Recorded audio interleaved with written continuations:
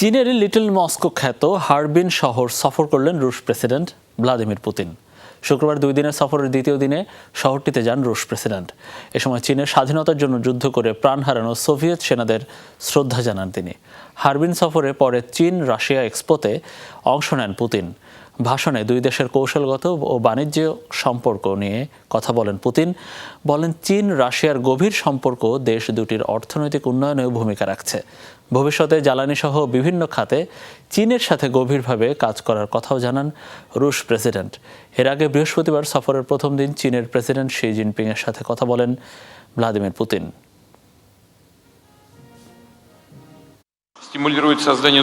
Russia ও চীনের অবিচ্ছেদ্য অংশীদারিত্ব দুই দেশের অর্থনৈতিক উন্নয়নে প্রত্যক্ষ প্রভাব রাখছে। আমাদের কৌশলগত সম্পর্ক জ্বালানি নিরাপত্তা নিশ্চিত করা সহ নতুন শিল্প সৃষ্টি এবং কর্মসংস্থানও সৃষ্টি করবে। দুই দেশের মানুষের জীবনযাত্রার মানও উন্নত করবে বলে আশা আমার।